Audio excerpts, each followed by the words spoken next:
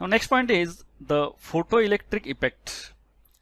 Now consider this process of photoelectric effect diagram and corresponding animation of this. Here Heinrich Hertz discovered photoelectric emission in 1887. 1887 मध्ये Heinrich hertz यांनी फोटोइलेक्ट्रिकचा शोध लावलेला आहे. The phenomenon of emission of electrons from a metal surface when radiation of appropriate frequency is incident on it is known as photoelectric effect. तर ज्या phenomenon मध्ये ह्या सरफेसवरती ह्या दाखवलेल्या डायग्राममध्ये आहे, सरफेसवरती रेडिएशन जे आहेत हे रेडिएशन्स फॉल झाल्यानंतर ॲप्रोप्रिएट फ्रिक्वेन्सीचे रेडिएशन्स फॉल झाल्यानंतर ह्या मेटल सरफेसमधून इलेक्ट्रॉन्स इमिट होतात, इलेक्ट्रॉन्स बाहेर पडतात. ह्या डायग्राममध्ये पण दाखवलेलं पहा, ही प्लेट आहे, मेटल प्लेट, याच्यावरती radiations UV ultraviolet radiations fall झाल्यानंतर इलेक्ट्रॉन्स बाहेर आलेले आहेत. यामध्ये पण डायग्राममध्ये पण शो केलेलं आहे, आणखी ॲनिमेशनमध्ये पण दाखवलेलं आहे. For metal like zinc, cadmium, magnesium etcetera ultraviolet radiation is necessary, while for alkali metals even visible radiation is sufficient. आता झिंक, कॅडमियम, मॅग्नेशियम या प्रकारचे जे मेटल आहेत त्यांना अल्ट्राव्हायोलेट प्रकारची रेडिएशन्स फॉल झाल्यानंतर त्यामधून इलेक्ट्रॉन्स बाहेर येतात, इलेक्ट्रॉन्स इमिट होतात. आणखीन अल्कली मेटल जे आहेत ह्या अल्कली मेटल्सना व्हिजिबल लाईट जरी इन्सिडेंट झाली तरी पण ह्या अल्कली टाईपच्या मेटल्समधून इलेक्ट्रॉन्स इमिट होतात, बाहेर पडतात. Electrical energy can be obtained from light, photoemissive effect and photovoltaic effect used in solar cell. आता इलेक्ट्रिकल एनर्जी जे आहे, इलेक्ट्रिक करंट जे आहे, इलेक्ट्रॉन जे आहेत हे इमिट जे होतात हे यामध्ये फोटोएमिसिव्ह इफेक्टमध्ये आणखीन फोटोव्होल्टाइक सेल या दोन प्रकारे आपण ह्या इलेक्ट्रिक एनर्जी ऑब्टेन करू शकतो. आता फोटोइलेक्ट्रिक इफेक्ट जे आहे, जसं आपण वॉटरला हिटिंग केल्यानंतर बॉइलिंग केल्यानंतर स्टीम बाहेर येते, तसं इथं ह्यामध्ये ही रेडिएशन्स फॉल केल्यानंतर हे इलेक्ट्रॉन्स असे इमिट होतात, बाहेर पडतात. हे ह्यामध्ये हे ॲनिमेशन दाखवलं आहे, ही रेडिएशन्स यावरती फॉल झालेले आहेत, ह्यातून इलेक्ट्रॉन्स इमिट होत आहेत, बाहेर पडत आहेत. इथं डायग्राममध्ये पण दाखवलेलं आहे. हे सायंटिस्ट हेनरिच हर्ट्झ जे आहे त्यांनी 1887 मध्ये डिस्कवर केलेलं आहे.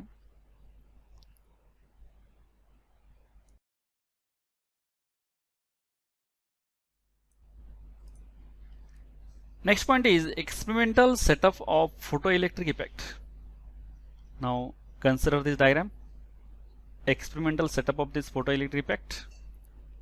Here an experimental setup consists of an evacuated glass tube with a quartz window containing emitter E and collector C.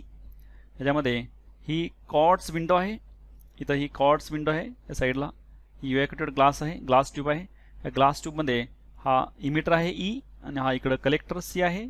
He glass tube आहे, या ग्लास ट्यूबच्या वन साईडला इथं एक विंडो आहे. ही कॉर्ड्स टाईपची ग्लास जे ह्या कॉर्ड्सच्या कॉर्ड्सची ही विंडो आहे. The emitter and collector are connected to voltage source whose voltage can be changed and to an emitter to measure the current in the circuit. यामध्ये इमिटर आहे आणि हा कलेक्टर जे आहे, हा कलेक्टर आपण व्होल्टेज सोर्सला कनेक्ट केला आहे. जो व्होल्टेज सोर्स ज्याचा आपण व्होल्टेज चेंज करू शकतो अशा व्होल्टेज सोर्सला कनेक्ट केला आहे. आणखीन एमिटर जे आहे हा करंट मेजर करण्यासाठी यूज केला आहे. इथं पहा डायग्राममध्ये इमिटर जे आहे, इमिटरची इथे एक वायर, हे टर्मिनल, कलेक्टरचं हे टर्मिनल, हे दोन्ही जे आहे हे व्होल्टेज सोर्स आहे, व्हेरिएबल पोटेन्शियल सोर्स, ह्या व्होल्टेज सोर्सला जोडले. आणि ही जे आहे ही पोटेन्शियल डिवायडर अरेंजमेंट आहे. म्हणजे आपण हे जे अप्लाय केलेलं व्होल्टेज आहे ह्यातलं आपण आपलं जेवढं व्होल्टेज ऑब्टेन करायचं आहे पाहिजे आहे तेवढं व्होल्टेज आपण हे नॉब व्हेरी करून चेंज करू शकतो.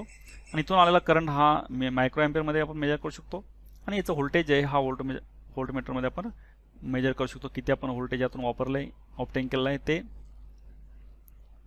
अ potential difference of phi as measured by the voltmeter is maintained between the emitter E positive and collector C negative. आता हे पोटेन्शियोमीटर जे आहे हा तर पोटेन्शियल डिफरन्स V तर हे मेजर केलं जातं, आपण किती व्होल्टेज आपण इथून ऑब्टेन केलं आहे. आणि हे आपण इमिटर जे आहे हा इमिटर पॉझिटिव्ह आहे, कलेक्टर हा निगेटिव्ह आहे प्लेट, आणि ते आपण ह्या पोटेन्शियलला व्होल्टेजला कनेक्ट केलं आहे, व्हेरिएबल पोटेन्शियल सोर्सला. आणि त्यातून आलेला ऑब्टेन केलेला व्होल्टेज मेजर करण्यासाठी हा व्होल्टमीटर आहे. यातून जाणारा करंट आपण मायक्रो एमिटर आहे तर मेजर करतो आहे. आणखीन ही कॉम्युटेटर की आहे, रिव्हर्सिंग की आहे, म्हणजे याच्या सहाय्याने आपण हे व्होल्टेज आहे हे रिव्हर्स करू शकतो, उलटे करू शकतो. त्यासाठी ही 4 वे की आहे, त्याला आपण कॉम्युटेटर म्हणतो. आणखीन हा फोटो सेन्सिटिव्ह इमिटर प्लेट आहे, ही कलेक्टर प्लेट आहे, आणि ह्या कॉर्ड्स विंडो थ्रू इथून हे सोर्स जे आहे इथून हे रेडिएशन्स यावरती ह्या इमिटरवरती फॉल होतात. आणि हे जे इलेक्ट्रॉन्स आहेत हे इलेक्ट्रॉन्स पुढे मूव्ह होतील दाखवलेले येतात यामध्ये. A source S of monochromatic light is sufficiently high frequency is used. आता हा मोनोक्रोमॅटिक सोर्स आहे, मोनो म्हणजे सिंगल वेवलेंथ सिंगल फ्रिक्वेन्सी. या मोनोक्रोमॅटिक लाईटची सोर्सची रेडिएशन्स आपण ह्या इमिटरवरती इथं फॉल करत आहे. This is the experimental setup of photo electric effect.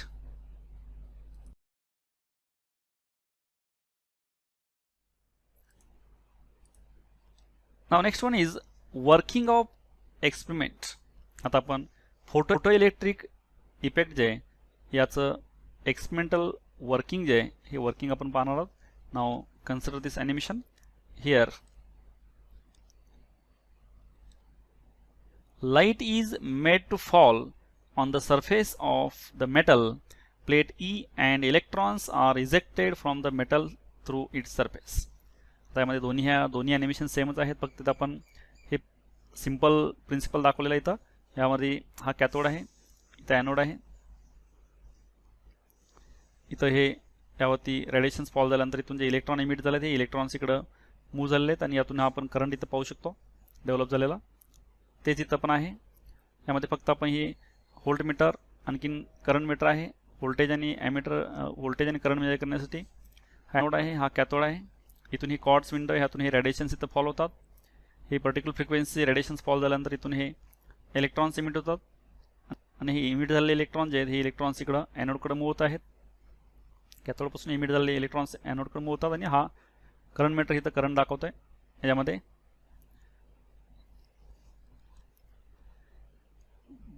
These electrons called photoelectrons are collected at the collector C.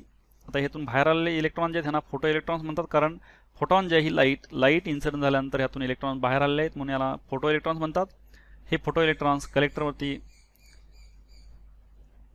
Collect होतात. तिथं free electrons are available in metal plate. तर मेटल प्लेटमध्ये फ्री इलेक्ट्रॉन्स अवेलेबल असतात. They are emitted if sufficient energy is supplied to them to overcome the barrier that keeps them inside the metal.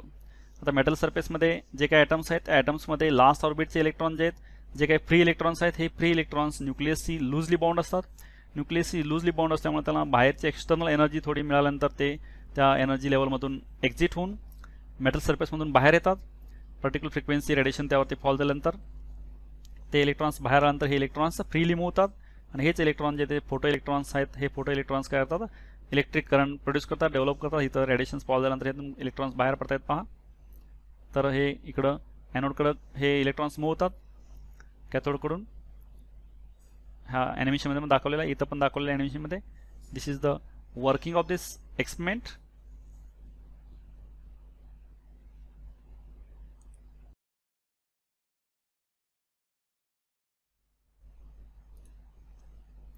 Next one is observations from experiment on photoelectric effect. आता photoelectric effect जे आहे ह्या एक्सपेरिमेंटचे काही observations आहेत, ते observations बघा. त्यामध्ये first आहे for a given frequency nu, that is nu greater than nu naught of incident radiation, however small the intensity of radiation be, electrons were always emitted. तर एक न्यू नॉट किंवा nu zero जे ही threshold frequency आहे, एक minimum frequency आहे. या फ्रिक्वेन्सीपेक्षा आपण जास्त फ्रिक्वेन्सीचे रेडिएशन्स आपण या मेटल सरफेसवरती इन्सिडेंट केले, जरी त्या इन्सिडेंट रेडिएशनची इंटेन्सिटी कमी असेल तरी पण ही जर फ्रिक्वेन्सी जे आहे न्यू नॉटपेक्षा ग्रेटर असेल, म्हणजे थ्रीशोल्ड फ्रिक्वेन्सी जे आहे ह्यापेक्षा जर ग्रेटर फ्रिक्वेन्सीचे रेडिएशन आपण जर इन्सिडेंट केले तर फोटो इलेक्ट्रॉन्स इमिट होतात ह्यामध्ये. हे पहिला ऑब्झर्वेशन्स आहे. Second observation, there was no time lag between the incident of light and emission of electrons that is instantaneous within 10⁻⁹ second. म्हणजे रेडिएशन ज्यावेळी इन्सिडेंट होतात त्यावेळी इमिडिएटली इलेक्ट्रॉन्स इमिट होतात, इलेक्ट्रॉन्स बाहेर पडतात, इलेक्ट्रॉनचं इमिशन होतं. म्हणजे ही इन्स्टंटेनियस प्रोसेस आहे. त्यामध्ये 10⁻⁹ सेकंड एवढ्या टाईममध्ये इमिडिएटली इलेक्ट्रॉन्स बाहेर येतात, म्हणजे रेडिएशन्स फॉल झाला त्याला इमिडिएटली इलेक्ट्रॉन्स बाहेर पडतात, इमिट होतात फोटो इलेक्ट्रॉन्स, त्यालाच आपण इन्स्टंटेनियस प्रोसेस म्हणतो. Third, keeping the frequency nu of the incident radiation and accelerating potential V fixed. If the intensity was increased, the photocurrent increases linearly with intensity. जर आपण incident frequency आणखीन potential जे voltage constant ठेवलं, मात्र ही incident frequency जे आहे this frequency should be greater than nu naught, that is threshold frequency. Threshold फ्रिक्वेन्सीपेक्षा जास्त फ्रिक्वेन्सी कॉन्स्टंट ठेवली, व्होल्टेज कॉन्स्टंट ठेवलं, पोटेन्शियल आणखीन इन्सिडेंट रेडिएशनची आपण जर इंटेन्सिटी वाढवली तर फोटो करंट वाढतो. ह्यामध्ये हे ग्राफनं दाखवले पहा, इंटेन्सिटी ऑफ इन्सिडेंट लाईट आणि इथं फोटो इलेक्ट्रिक करंट. इन्सिडेंट लाईटची इंटेन्सिटी जशी वाढेल तसं फोटो इलेक्ट्रिक करंट पण इन्क्रीज होतो, वाढतो आणि हा लिनियरली इन्क्रीज होतो. हे photo as intensity of incident radiation increases, photo electric current increases at constant frequency and potential. Incident frequency आहे कॉन्स्टंट फ्रिक्वेन्सीला, आणखीन ह्या कॉन्स्टंट पोटेन्शियलला इंटेन्सिटी वाढल्यानंतर फोटो इलेक्ट्रिक करंट वाढतो.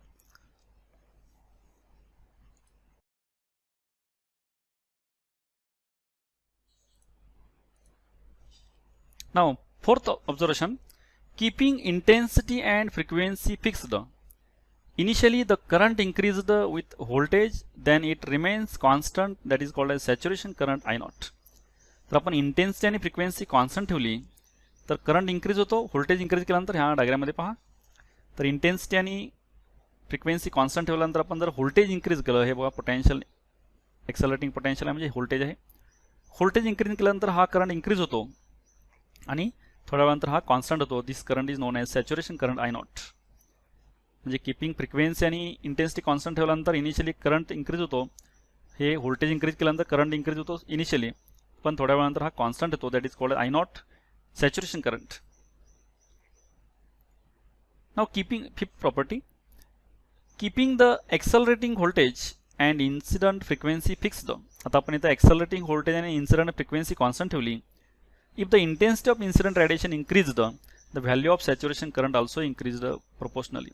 आता आपण इथं फ्रिक्वेन्सी आणि इंटेन्सिटी कॉन्स्टंट ठेवल्यानंतर त्याच्यामध्ये इन्सिडेंट रेडिएशनची इंटेन्सिटी आपण वाढवत गेलो तर सेम ग्राफ येतो, फक्त हे ग्राफचं नेचर सेम आहे, फक्त शिफ्ट होतो. बघा सुरुवातीला लो इंटेन्सिटी असेल त्यावेळी हा ग्राफ आलेला इथं, हे 0 आहे I0.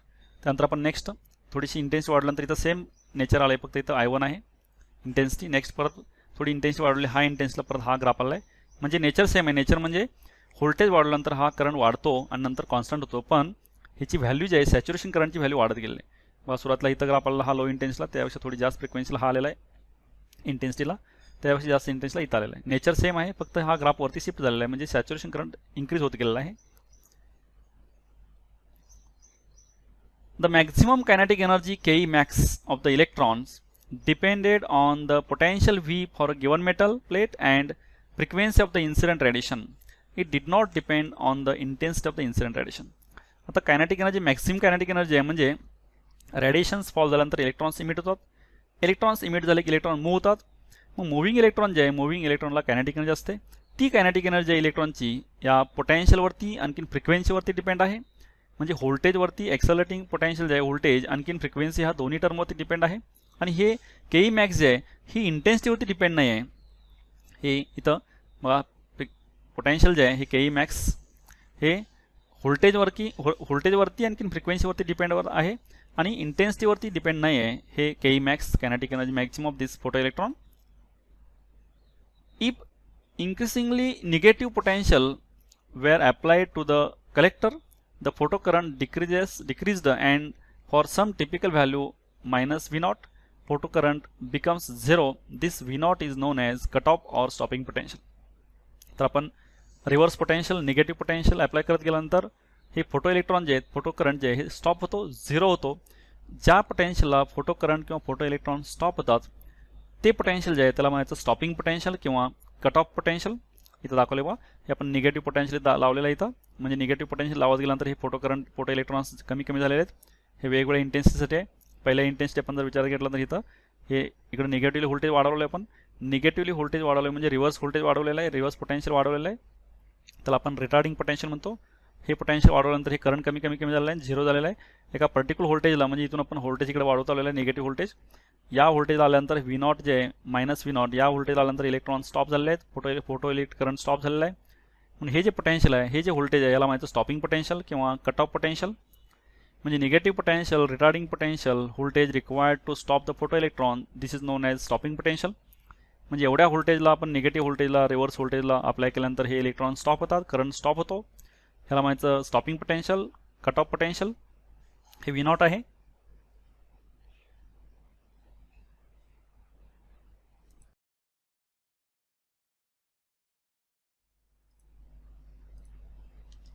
Next observation, 8th, if the frequency of incident radiation changed, keeping the intensity and accelerating potential constant. आता इथं आपण फ्रिक्वेन्सी चेंज करायची आहे, इन्सिडंट रेडिएशनची इंटेन्सिटी आणि एक्सेलरेटिंग पोटेन्शियल जे आहे, व्होल्टेज जे आहे, हे आपण कॉन्स्टंट ठेवायचं आहे. Then the saturation current remains the same but the stopping potential will not change.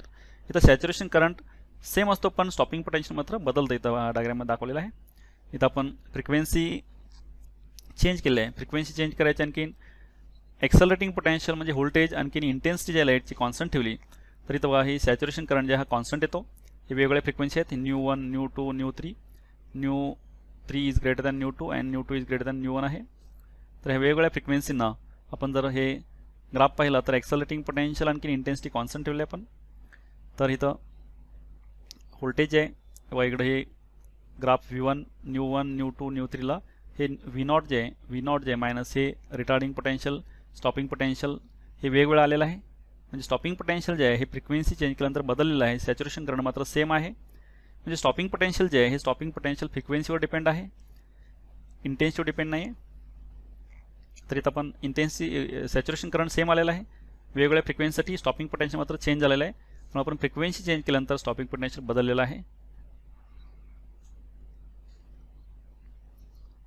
The stopping potential V0 varied linearly with nu as shown in figure. For different metals, the slopes of such straight lines were the same but intercepts of the frequency and stopping potential axis were different. बघा डायग्राममध्ये stopping potential V0 जे आहे हे vary केलं आपण linearly. हे linearly vary होतं as frequency. Frequency बदलल्यानंतर स्टॉपिंग पोटेन्शियल बदललेलं आहे. स्टॉपिंग पोटेन्शियल आणखीन फ्रिक्वेन्सी आपण ग्राफ पाहिलेला आहे.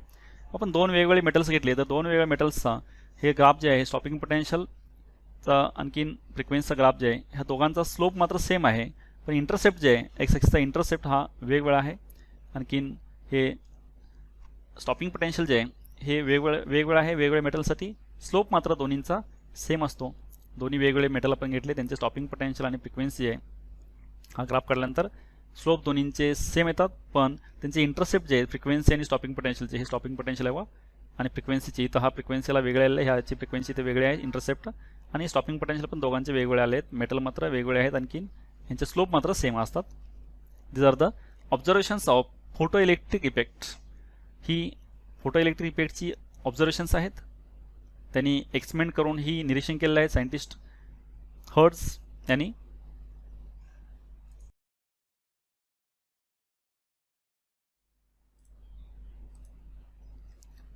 Ninth observation, the photocurrent and hence the number of electrons depend on the intensity but not on the frequency of incident radiation.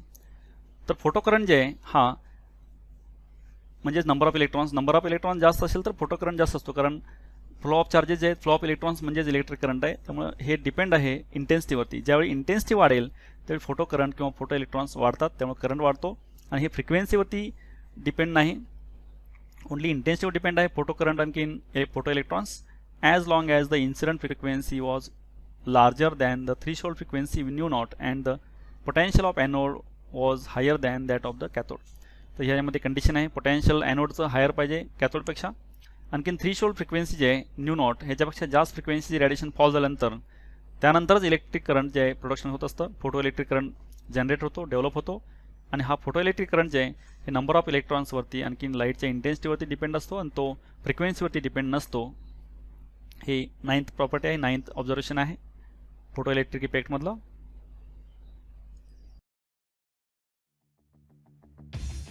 Thank you for watching this video.